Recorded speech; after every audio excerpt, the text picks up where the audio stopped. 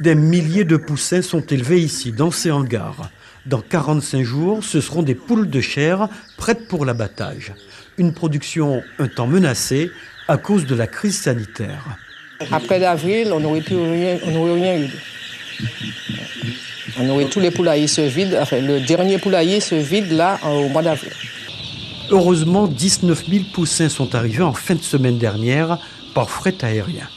Si les poussins n'étaient pas arrivés le 23, le problème qui serait, c'est qu'au mois de mai, on n'aurait pas eu de volailles sur le marché.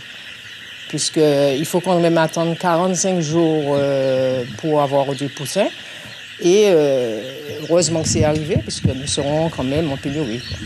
En Guyane, la consommation annuelle de poules de chair est estimée à 11 000 tonnes. Les 254 tonnes de la production locale couvrent à peine 3% du marché. Et l'aide européenne de 50 centimes par poussin ne compense pas suffisamment les 92 centimes du coût unitaire de l'importation.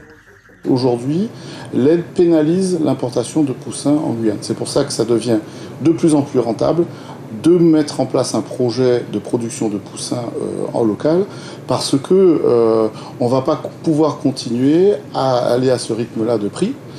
Un projet de couvoir à Matiti est presque finalisé.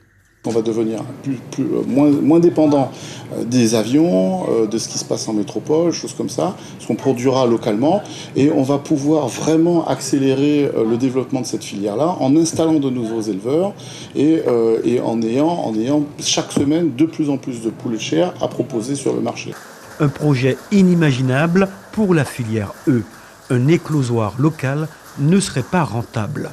Les volumes qui seraient à produire ne seraient pas économiquement rentables par rapport au nombre de poussins qu'on va utiliser. Donc il y aurait énormément de gaspillage et je ne vois pas qui assumerait les conséquences de ces pertes financières-là, quoi. Donc on est contraint d'importer des poussins d'un jour pour les pondeuses. Seul le couvoir pour la filière poule de chair offre des perspectives intéressantes pour la production locale.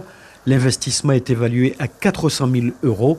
Reste la construction du bâtiment, estimé à plus de 3 millions.